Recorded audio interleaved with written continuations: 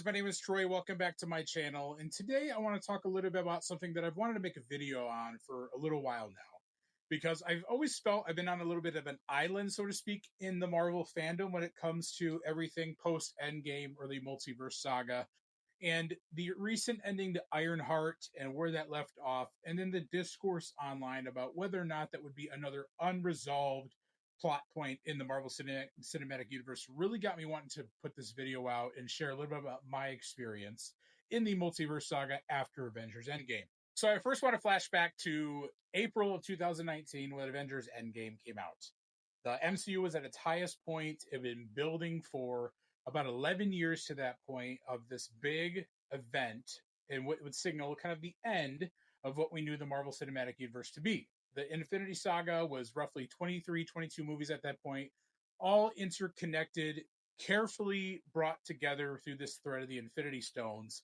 And it was honestly something that we had never seen before done in any franchise ever before, where each movie built on each other really in a perfect way that built up to what Avengers Endgame was in this culmination of that saga. Now, I remember going into that night very excited about what was to come, very excited about the end of this. And honestly, it's been a theater experience that I haven't had ever and haven't had replicated since. I think the closest came to Spider-Man No Way Home that came out in 2021 when all the Spider-Man showed up, Tobey Maguire, Andrew Garfield. That was probably the closest it got to that level of hype, and it honestly felt like a rock concert in there. So going to see Avengers Endgame is always going to be a special experience for me. I've never seen the theater that busy before. The concession line was around the entire lobby. It was literally insane of an experience, one that I'm really grateful to have had. And the movie was everything I wanted it to be and more. It was just this perfect send off to a lot of these characters, a perfect end to that Infinity Saga.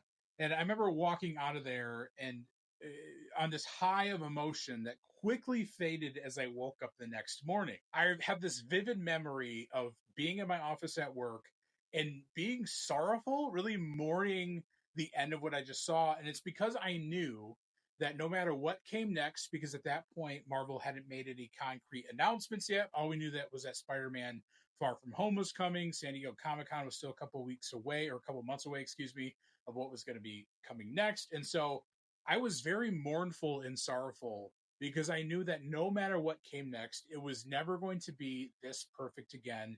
It was never going to have this level of connectivity. And I remember sharing that with some of my friends who were saying, Troy, what do you think's coming next? What do you think's coming next? And I said, I truthfully don't know. I know they're going to continue, but I don't really know how much longer they can do these movies beyond maybe another 10 years or so, because I knew that fatigue was going to come into play at some point. I knew that eventually they were only going to be making movies or shows for diehards like me, and that just doesn't bring in the money, unfortunately. So I knew, again, that just wasn't going to be this perfect ever again. And then Spider-Man Far From Home came out, which was a perfect tribute, I think, to Tony Stark in a lot of ways, and also advancing Peter's story going forward as to what we might expect next from him, something that we did see in No Way Home. And so, but it didn't really set up or tee anything for what the overall future of the Marvel Cinematic Universe was going to be. And then we get to San Diego Comic-Con of 2019, where they unveil the Phase 4 slate. They unveil what's coming next, the Black Widow prequel movie, Falcon and the Winter Soldier, where we see Sam begin to take up the mantle of Captain America, WandaVision, Loki, Hawkeye, a lot of big shows that were there announced at the time, Doctor Strange. And so they were beginning to lay the groundwork as to what may come next without explicitly stating what they had in mind. And again, while I was excited to see them announce and move forward projects, again, I felt on this island of knowing that nothing was going to compare or touch what we just saw in these 11 years in the Infinity Saga. And then COVID happened, completely derailing a lot of what they wanted to do, derailing the releasing of Black Widow that was getting pushed back. And we had from July of 2019 until January of 2021, we had absolutely no Marvel content, period. And something that had never happened before.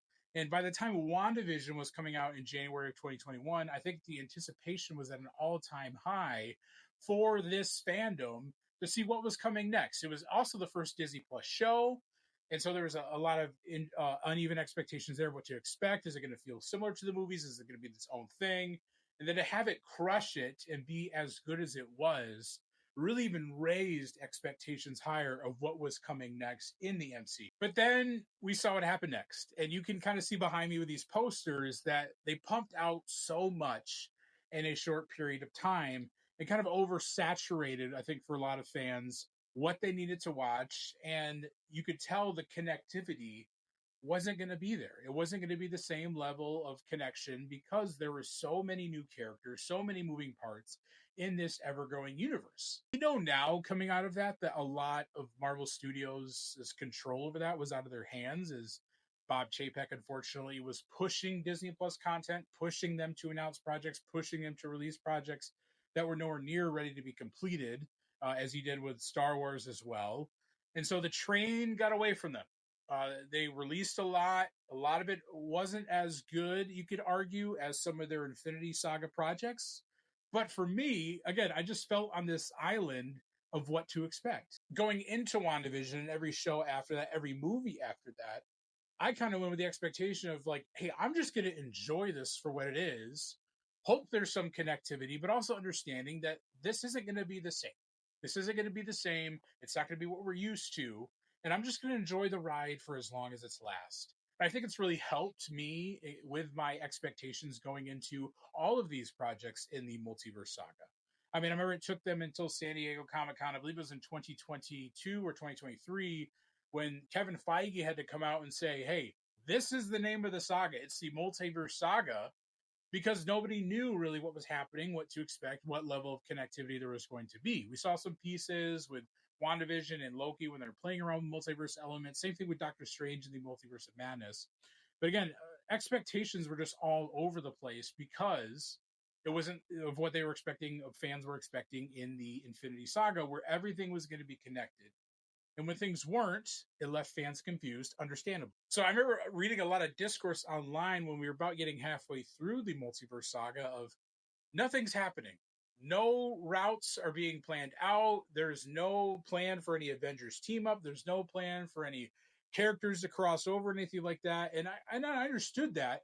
And I had a small circle of friends I would communicate with and share, my thoughts and opinions about, hey, again, I knew it wasn't going to be like this. I knew it was never going to be this perfect again. And I think because of that, it's allowed me to enjoy these shows, enjoy these movies for what they are, as introductions into some of these new characters, as well as a fallout and what an post-Endgame era looks like for the MCU. It was heavy on character development. It was heavy on having these characters really experience loss and grief and understanding this big traumatic event that happened to them that I was really appreciative of, because if half the world, including half of this universe, these characters have been blipped from existence, yeah, I want to see the ramifications of that. I want to see how these characters deal with that trauma, deal with that grief of either losing somebody or being gone and missing out on so much. So I was really enjoying a lot of what we got in those first couple years of the Multiverse Saga. So now with Ironheart being a show that was supposed to come out a few years ago, now have endings that include Mephisto and a potential Strange Academy setup. Now the conversation is, are we going to see that? Is there going to be any payoff for that? And while I certainly hope that we see those characters again, there's also some of these other characters that they've introduced in Phase 4 and 5. But as we go into Phase 6 now with Fantastic Four First Steps later this month, I think it's clear that we as fans should have the expectation that we probably won't see a lot of this again, but that doesn't mean it has to diminish or hurt our experience or excitement for these movies that are coming out in the next year or two. Because I think that Marvel is going to see the positive response that people had to seeing Riri Williams again. I think they're going to be looking forward to putting her in a potential project down the line. So she might show up again, and I hope she does. But again, because of there's a lack of connectedness, doesn't mean that we should be any less excited for Fantastic Four, any less excited for Vision Quest that's coming out next year, or Wonder Man at the end of this year. But, obviously we're going to get that team up coming in Avengers Doomsday, where there's going to be some payoff to some of these things that we've seen sprinkled out. But I think really going in Avengers Doomsday, we as fans need to have an expectation that not everything that we've seen so far in the Multiverse Saga is going to be paid off in those two movies, Doomsday and Secret Wars, and that's okay. What's more important is telling a good story, a cohesive story that does include a lot of the characters that we've seen in this saga. But again, they don't need to connect a lot of these through points at all. I mean, we don't have to talk about Secret Invasion, but it's pretty clear that Marvel has completely ignored the events of that series, which is okay. So overall, what I'm saying, what I'm arguing is that as fans who love this material, who love the comics, who love these characters, is that if we approach this with an understanding of, hey, the Infinity Saga was perfect. Nothing will ever touch that. The connection between each title was absolutely done flawlessly.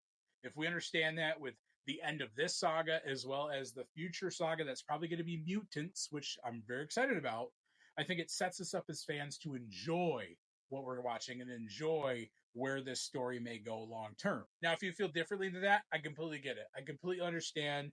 I completely understand if you're at a point where you don't think you can reinvest in what Marvel's got going in and reinvest in the Marvel Studios projects that are forthcoming.